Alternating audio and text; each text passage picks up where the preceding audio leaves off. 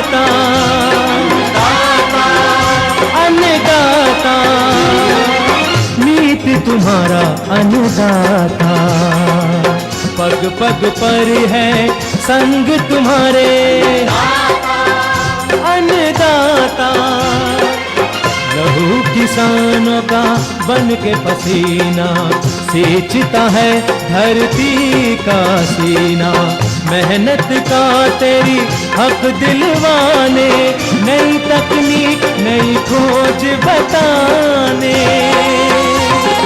पशुधन को गुणवान बनाना, पौध सुरक्षा को सिखलाना, खेती के सब गुर समझाने, भारत का सरताज बनाने, आठों पहर है संग तुम्हारे अन्नदाता, अन्नदाता। नमस्कार, आप सभी का स्वागत है अन्नदाता कार्यक्रम में। आपके साथ मैं हूं सोनाली सिंह। हमारे देश के किसान जन का पोषक है, वह श्रम का देवता है, अन्नदाता है। उसमें ही भारत की आत्मा निवास करती है। ऐसे ही किसानों की प्रगति के लिए हम खेती बाड़ी से जुड़ी हुई बहुत सी नई लाभकारी जानकारियां हर रोज सुबह लेकर आते हैं। तो चलिए कार्यक्रम शुरू करने से पहले देखते हैं क्या है आज के अन्नदाता में। गाजर घास की समेकित नियंत्रण पर जानकारी,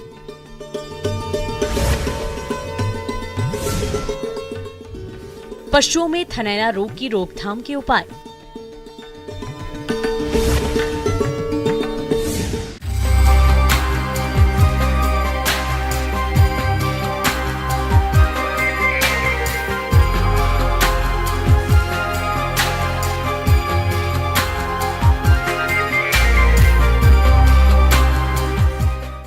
किसान भाइयों, अपने प्रदेश में विभिन्न फसलों की खेती की जाती है, जिनमें कई तरह के खरपतवार उग जाते हैं। इन्हीं खरपतवारों में से एक है गाजर घास, जो कि बहुत तेजी से फैलता है और साल दर साल ये खेतों में बढ़ता चला जाता है। साथ ही मनुष्य और पशु जब इस घास के संपर्क में आते हैं तो उनके स्वास्थ्य पर भी इसका बुरा प्रभाव पड़ता है। इसलिए गाजर घास का समय रहते नियंत्रण करना जरूरी है। तो गाजर घास के प्रभावी नियंत्रण के लिए किसान किन किन उपायों को अपनाएं, आइए जानते हैं BOU रांची के कृषि वैज्ञानिक डॉक्टर शीला बारला से।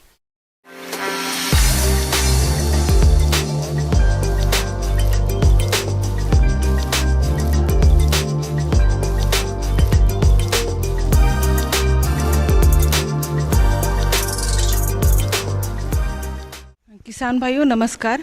आज मैं आप लोगों को गाजर घास से खेतों में क्या क्या नुकसान होते हैं और उससे मनुष्यों में क्या दुष्प्रभाव होते हैं उसके बारे में बताने जा रही हूँ। गाजर घास का वैज्ञानिक नाम पार्थेनियम हिस्टेरोफोरस है। इसका पत्ता गाजर की तरह होता है, इसलिए इसको गाजर घास कहा जाता है। इसका दूसरा नाम चटक चांदनी, कांग्रेस घास, गांधी टोपी, इन सभी नामों के द्वारा भी इसको जाना जाता है। यह भारत के लिए एक समस्या बनती जा रही है। इसको हम देखें तो पूरब से पश्चिम, उत्तर से दक्षिण, हर एक जगह ये घास देखने को मिलती है। इसका आप लोग देखे होंगे ऊपर में छोटा छोटा फूल होता है, जिसके लिए इसको चटक चांदनी या गांधी टोपी के नाम से जाना जाता है। गाजर घास एक खरपतवार है जिसका वैज्ञानिक नाम पार्थेनियम हिस्टेरोफोरस है। यह खरपतवार कंपोजिटिक कुल की होती है और गाजर के पौधे जैसी दिखती है। इसे कैरेट ग्रास, कांग्रेस ग्रास और क्षेत्रीय भाषा में सफेद टोपी, चटक चांदनी आदि नामों से भी जाना जाता है। ये एक वर्षीय शाकीय पौधा है जिसकी लंबाई लगभग 1 से 1.5 मीटर तक हो सकती है। हर एक गाजर घास खरपतवार लगभग 1000 से 5000 बहुत ही छोटे छोटे बीज पैदा करता है। वैसे तो यह घास हर तरह के वातावरण में उग जाती है, मगर नम और छायादार स्थानों पर अधिक तेजी से उगती है। और ये जो घास है ये सबसे पहले 1955 में पूना में दिखा था, एक ही पौधा दिखा था, लेकिन आज हम लोग देखते हैं कि इतने सालों में पूरा भारत में पूरा फैल गया है और विकराल रूप ले लिया है। ये गेहूं का जब हम लोग आयात करते थे उस समय गेहूं के बीज के साथ एक बीज आया था और अभी पूरे भारत में ये फैलते जा रहा है। ये आप कृषि वाले क्षेत्रों में देखते हैं या फिर अकृषित क्षेत्रों में देखते हैं या सड़कों के किनारे या रेल लाइन के किनारे देखते हैं, आप हर जगह ये मिलता है। पहले तो ये अकृषित क्षेत्रों में ज़्यादा मिलता था या सड़कों के किनारे में ज़्यादा दिखता था, लेकिन अब हम लोग देखते हैं कि हमारे खेतों में भी ये पसरता जा रहा है। ये कृषि के लिए, मनुष्यों के लिए, पशुओं के लिए और पर्यावरण के लिए, साथ ही जैव विविधता के लिए भी ये बहुत खतरा बनते जा रहा है। तो हम लोगों को हर एक को इसमें जागरूक होना है कि ये घास हमारे लिए बहुत हानिकारक है। इससे मनुष्यों में बहुत सारे दुष्प्रभाव होते हैं। साथ ही ये पशुओं में भी चर्म रोग जैसे रोगों को करते हैं। और जब पशु चरते हैं, इस घास को खा लेते हैं, तो उनके दूध में पार्थेनिन नामक जो विषैला पदार्थ है, जो पार्थेनियम से के द्वारा खाने से होता है, वो उनके दूध में आ जाता है और उसके कारण ये मनुष्यों में एलर्जी या चर्म रोग ऐसे बीमारी होने लगता है। इसका नियंत्रण करना भी बहुत ज़रूरी है। ये भी अन्य खरपतवारों की तरह हमारे खेतों में फसलों के जो भी पोषक तत्व हैं, उनके जल एवं प्रकाश के लिए फसलों से वो प्रतियोगिता करते हैं और फसलों को बढ़ने नहीं देते, जिससे कि उनका फसलों का बढ़वार कम होता है और उससे उपज भी कम होने लगती है। इसके नियंत्रण के लिए ऐसे कीटों को रखा जाता है जो गाजर घास को अच्छी तरह से नष्ट करने में सक्षम होते हैं और अन्य उपयोगी फसल या वनस्पतियों पर कोई विपरीत प्रभाव नहीं डालते। जून से अक्टूबर के प्रथम पखवाड़े में बीटल कीट अधिक सक्रिय रहता है और 1 एकड़ के लिए लगभग 3 से 4 लाख कीटों की आवश्यकता होती है। केशिया, टोरा, गेंदा, ट्रोफेशिया, परपुरिया, जंगली, चलाई जैसे कुछ पौधों की बुवाई मानसून से पहले अप्रैल मई में करने से गाजर घास ग्रसित क्षेत्र का प्रसारण कम होने लगता है। और इसलिए इस घास को नियंत्रित करना चाहिए और कोशिश रहना चाहिए कि फूल आने से पहले ही इस घास का नियंत्रण कर दें, क्योंकि फूल आने से फूल में भी इसमें अंकुरण की काफ़ी क्षमता होती है। वो जब मैच्योर या जब तक पूरी तैयार नहीं होते हैं, फिर भी ये फूल अंकुरण हो जाते हैं और एक पौधे से करीब करीब 25,000 पौधे बन सकते हैं। इसलिए यही कारण है कि इतने ज़्यादा मात्रा में फैलते जा रहा है और पूरे गाँवों में, देहातों में या फिर खेतों में भी ये अपना पैर पसार रहा है। तो कोशिश करना चाहिए कि पौधों को हाथ में दस्ताना पहन करके उखाड़े, या फिर बहुत ज़्यादा है तो रसायन का भी प्रयोग कर सकते हैं। इसके लिए हम ये ग्लाइफोसेट जैसे दवा है, उसको वैसे रसायन का प्रयोग करें जो 0.5 से लेके 0.5 से लेकर के 1 किलो प्रति हेक्टेयर के हिसाब से, यानी कि करीब करीब 5 मिलीलीटर प्रति लीटर पानी के हिसाब से घोल बना करके आप छिड़काव कर सकते हैं। और एक बहुत कारगर उपाय ये है कि बहुत बार हम लोग नियंत्रण करने के लिए बोलते हैं या लोगों को जागरूक करते हैं, तो इससे बहुत कंट्रोल नहीं हो पाता है। तो वैसे में एक विकल्प सोचा गया कि अगर गाजर घास से खाद बनाया जाए तो इसका उपयोग भी होगा और पर्यावरण में सुरक्षा भी होगी। तो हम इसके खाद बना करके भी हमारे खेतों को इस घास से बचा सकते हैं, क्योंकि ये जो गाजर घास से खाद बनता है, इसका कंपोस्ट में जो मुख्य पोषक तत्वों की जो मात्रा होती है वो गोबर खाद से दुगुनी होती है, या फिर केचुआ खाद में जितनी पोषक तत्व की मात्रा होती है करीब करीब उतनी ही होती है। प्रदेश के बहुत से किसान भाई दुधारू पशुओं का पालन करते हैं, लेकिन उनकी उचित देखरेख में अभाव से पशु विभिन्न रोगों की चपेट में आ जाते हैं। इन्हीं रोगों में से एक है थनैला रोग, जो कि अधिक दूध देने वाले पशुओं में आमतौर पर देखा जाता है। इस रोग से ग्रसित पशु दूध देना कम कर देते हैं। तो किसान भाइयों, दुधारू पशुओं में थनैला रोग के कारण, लक्षण और इसका निदान कैसे किया जाए, आइए जानते हैं बिरसा कृषि विश्वविद्यालय रांची के पशु वैज्ञानिक डॉक्टर भूषण कुमार से।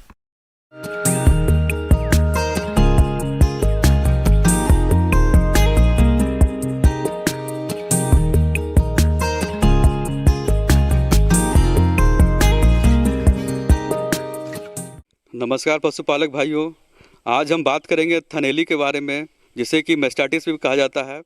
किसान भाइयों, आइए सबसे पहले ये जान लें कि थनैला रोग आखिर है क्या। इस रोग के कारण पशुओं के थनों में सूजन आ जाती है और साथ ही रोग की तीव्रता होने पर पशुओं के थनों से दूध दोहते समय दही के जैसे छिचड़े और कभी कभी तो खून भी आने लगता है और पशु का दूध दोहते समय उसे काफी दर्द होता है, जिसके कारण वो आसानी से दूध नहीं दोहने देता।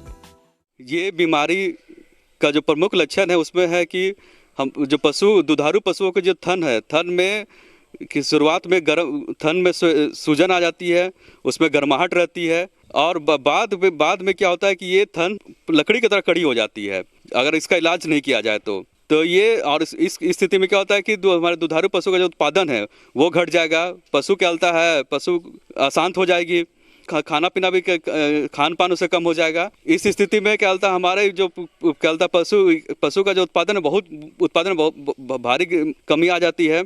और इसमें इसके लक्षण दूध में भी देखने को मिलता है। हम इसके लिए क्या होता है, जो अगर सब क्लिनिकल मेस्टाइटिस उसका पहचानने के लिए कुछ जांच होती है जिससे कि हम पहचान सकते हैं कि हमारे दुधारू पशु को सब क्लिनिकल मेस्टाइटिस हो गया है। जिसका कि लक्षण सब क्लिनिकल मेस्टाइटिस का मतलब हो गया, सब क्लिनिकल का मतलब हो गया कि लक्षण बाहर नहीं दिख रहा है पर जानवर में बीमारी है। पीएच पेपर क्या जांच है जिसमें पीएच पेपर से आसानी से हम पहचान सकते हैं कि दूध का अगर पीएच चेंज हो गया है तो इसमें थनैली का संभावना हो सकता है। दूसरा है कैलिफोर्निया मेस्टाइटिस टेस्ट, वो उसके द्वारा भी हम क्या होता है पहचान सकते, पकड़ में आता है कि अगर पशु को क्या होता है अगर थनैली हो गया है तो ये तो थनैली रोग का पहचान हो गया। पशुपालक भाइयों, इस रोग से ग्रसित पशु का इलाज कराना तो जरूरी है ही, साथ ही ये रोग पशुओं में आए ही नहीं, इसके लिए कुछ प्रबंधनों पर विशेष ध्यान देने की आवश्यकता होती है। जैसे पशुशाला की नियमित साफ सफाई करें, जहां पशु बैठता है उस स्थान को लाल दवा से धोएं। साथ ही सप्ताह में एक बार पशुशाला में बुझे हुए चूने का छिड़काव करें। दूध दोहने की चुटकी विधि को अपनाएं। इसमें मुख्यतः जो मुख्य कारण है कि अगर पशु में अगर क्या होता है, अगर एनर्जी उसका अगर सही खान पान नहीं दिया जा रहा हो, जिसमें ऊर्जा युक्त खान पान नहीं हो, तो इस स्थिति में क्या होता है कि हमारे जो दुधारू पशु है दूध दूहने के तुरंत बाद नहीं बैठे। क्योंकि दूध दूहने के तुरंत बाद क्या होता है कि हमारे जो दूध की जो ग्रंथि है उसकी नली खुली रहती है। और इस स्थिति में अगर दूध दूहने के तुरंत बाद अगर क्या होता है पशु जमीन पर बैठ जाए तो उससे जमीन से इन्फेक्शन थन में जा सकती है और उससे मेस्टाइटिस रोग थनैली जो रोग है वो पशुओं को, दुधारू पशुओं को हो सकती है। दूध दूहने के बाद उसे खाने पीने के लिए दे दिया जाए, वो क्या होता है पशु खड़ी रह जाए आधे घंटे 1 घंटे के लिए चारा खाने के लिए। जो दूध दूहने वाले जो दूध दूहने के क्रम में भी पशुपालक भाई से भी क्या होता है इन्फेक्शन एक गाय से दूसरे गाय में हो सकती है। तो इसके लिए भी जरूरी है कि जिस पशु को थनैली रोग हो गया उस जानवर को अलग कर दें, और उसमें भी अलग करने के बाद पहले जो अच्छी बाँट है, जो साफ, जो बिना बीमारी वाली जो थन है उससे पहले दूध निकाल ले, और उसके बाद है कि जो बीमारी वाली दूध है उसको निकाले अलग बर्तन में। तो इसके लिए चाहिए कि पशुपालक भाई पोटासियम परमैंगनेट 0.5% घोल, पोटासियम परमैंगनेट का घोल का इस्तेमाल करें अपने हाथों को धोने के लिए भी और पशु के थन को भी धोने के लिए, जिससे कि थन में साफ सफाई बनी रहे। पशुपालक भी अपना साफ सफाई का ध्यान रखे क्योंकि उनसे ये बीमारी बहुत ज़्यादा फैलती है। और इसके बाद है कि अगर थनैली रोग हो जाए तो उसका उपाय क्या है, तो उसका उपाय ये है कि इस स्थिति में हमें थन में इंट्रामेमरी इंजेक्शन एंटीबायोटिक बहुत सारी आजकल मार्केट में उपलब्ध है जो कि जिसे कि लगाया जाता है। पशुपालक भाई अपने से उसका इलाज ना करें, नहीं तो वो बीमारी और भी गंभीर रूप ले सकती है। इसके लिए जरूरी है कि वो अपने नज़दीक के जो भी पशु चिकित्सक उनसे संपर्क करें और इसका उचित और समुचित इलाज करवाएं। थनैली रोग का जब इलाज किया जाए और जब उसे इंट्रामेमरी यानी कि और भी दूसरे माध्यम से अगर एंटीबायोटिक दिया जा रहा है पशु को, दुधारू पशु को, तो ये जरूरी है कि उस दूध को कम से कम 48 से 72 घंटा तक डिस्कार्ड किया जाए। और जो थनैली रोग का जो दूध है उसको अपने भी क्या होता है, खुद में क्या होता है, उसके उपयोग ना करें, उसके पीने का उपयोग ना करें और ना ही उसे बेचने का कार्य करें, क्योंकि ये बीमारी का कारण, इंसानों में भी बीमारी का कारण बन सकता है। ब्रेक के बाद एक बार फिर से आप सभी दर्शकों का अन्नदाता कार्यक्रम में बहुत बहुत स्वागत है।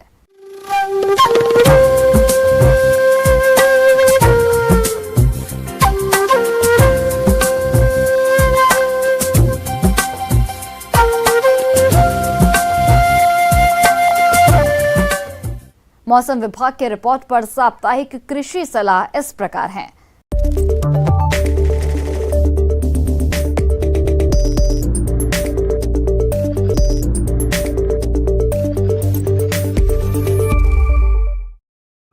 ग्रामीण कृषि मौसम सेवा भारत मौसम विज्ञान विभाग बिरसा कृषि विश्वविद्यालय कांकी राज्य झारखंड द्वारा भेजे गए मौसम पूर्वानुमान रिपोर्ट के आधार पर झारखंड में आगामी 4 दिनों के दौरान आकाश में बादल छाए रहेंगे और कहीं अच्छी तो कहीं हल्की वर्षा की संभावना है।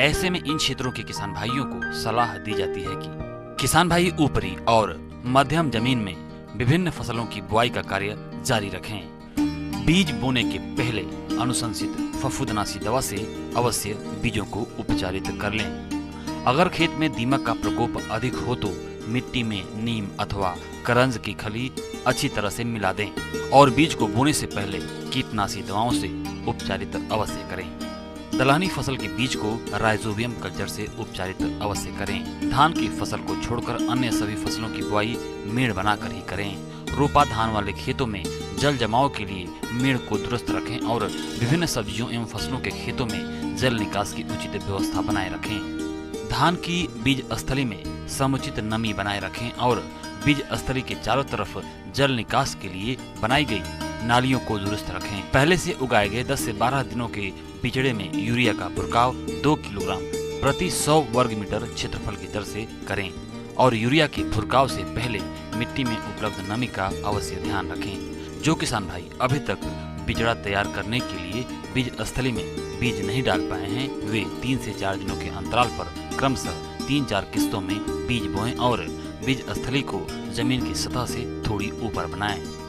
अरहर की उन्नत किस्मों की बुआई कतार में 25 से 30 सेंटीमीटर की दूरी पर करें और 2 कतारों के बीच की दूरी 75 सेंटीमीटर रखें। 1 एकड़ में खेती करने के लिए 8 किलोग्राम बीज की आवश्यकता होती है।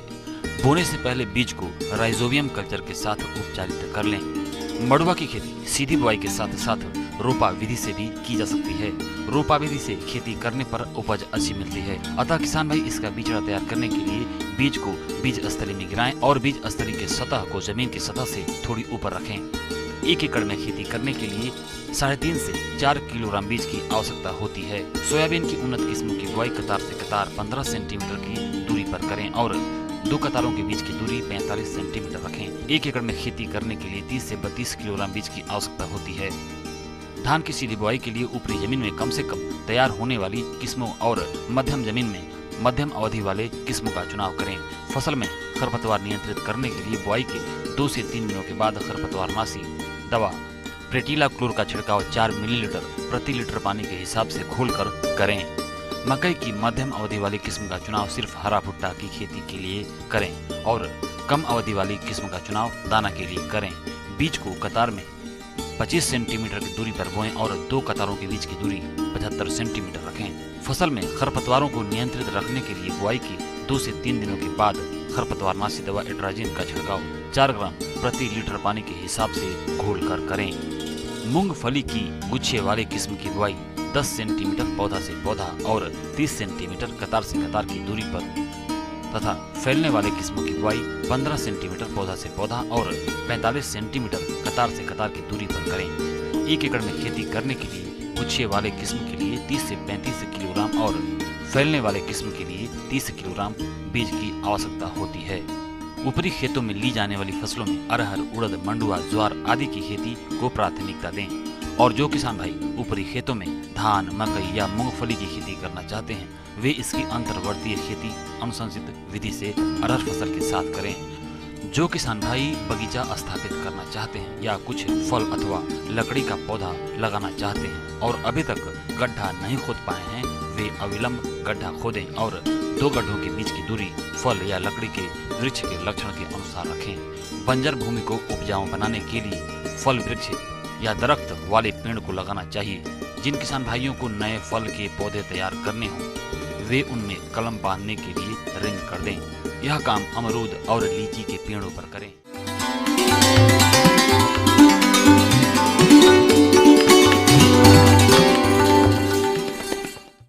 आइए जानते हैं अन्नदाता निःशुल्क फोन के माध्यम से पूछे गए समस्याओं का समाधान।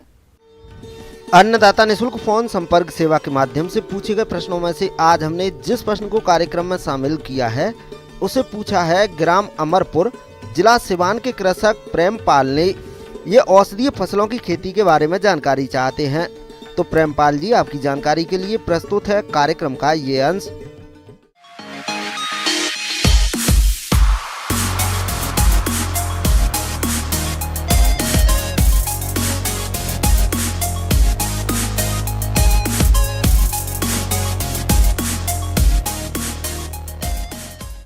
जैसा कि आप जानते हैं कि औषधीय पौधों का जो व्यावसायिक खेती का महत्व पूरे देश में इस समय बहुत ज़्यादा से ज़्यादा वृद्धि हुई है। इसका कारण है कि इसकी जो गुणवत्ता है वो उसमें कोई प्रकार की दुष्प्रभाव नहीं होता और इसके जो एफिकेसी है, जो गुण है वो काफ़ी कारगर हो रहे हैं। तो एक प्रकार से औषधीय पौधे किसानों की खेती करने के लिए एक बहुत ही बड़ा वरदान है। और आप ऐसा कह सकते हैं कि आप बूटी से रोटी कमा सकते हैं, यानी औषधीय पौधों की खेती करके आप अपनी आजीविका पूरी तरह से चला सकते हैं।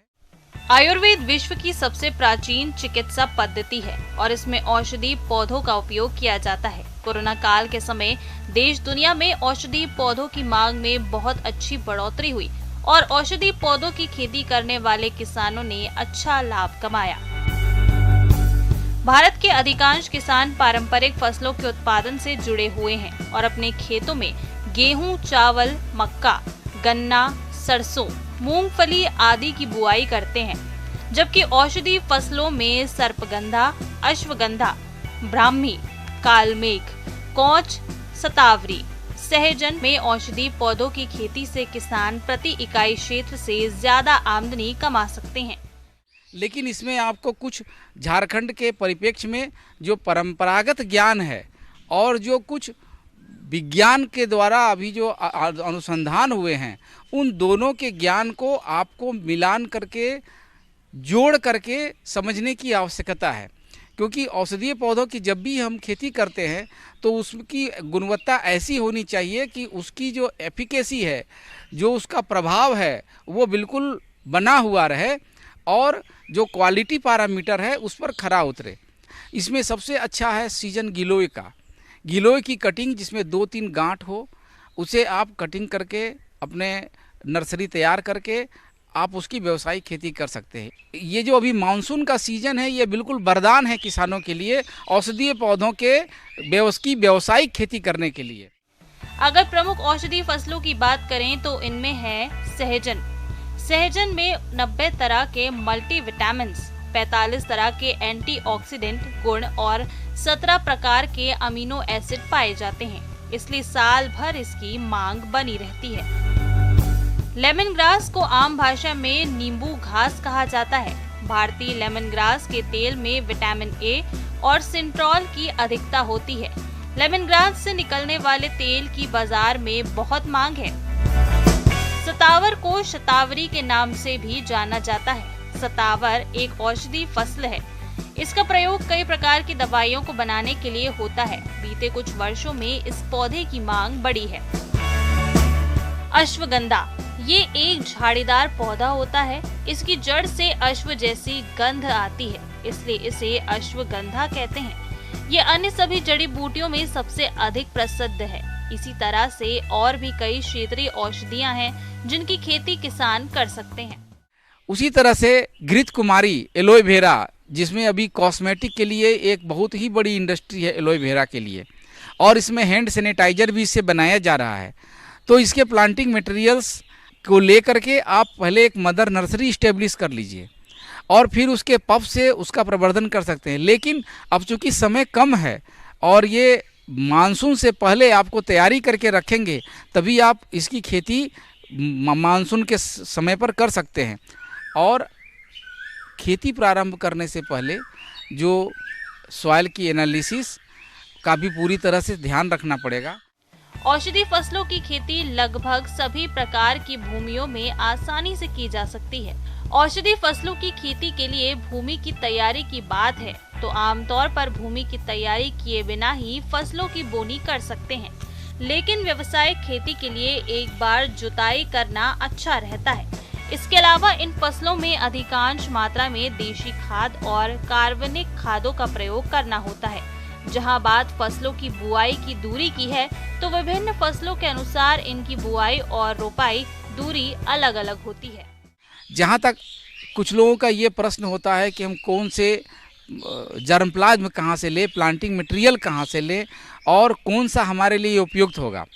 कुछ औषधीय पौधों के लिए जो ऑर्गेनाइजेशंस हैं, इंस्टीट्यूशंस हैं, central institute of medicinal and aromatic plant Lucknow, उन्होंने भी काफ़ी इस पर अपने अनुसंधान कार्य करके दिए हुए हैं।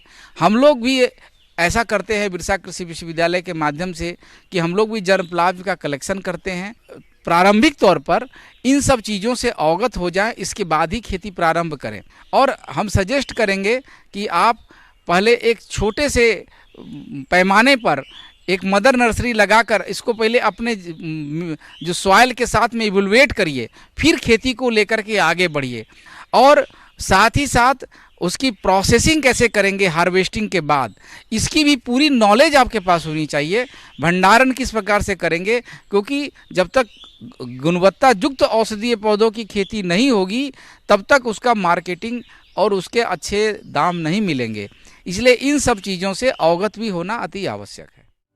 इनकी खेती में अधिक लागत भी नहीं लगानी पड़ती है, साथ ही फसलों की देखरेख और प्रबंधन पर उतना ध्यान नहीं देना पड़ता जितना कि पारंपरिक फसलों पर देना पड़ता है। औषधि फसलों की खेती से न केवल मृदा स्वास्थ्य में सुधार होता है, बल्कि इनके उपभोग से मानव भी कई बीमारियों से अपना बचाव कर सकता है।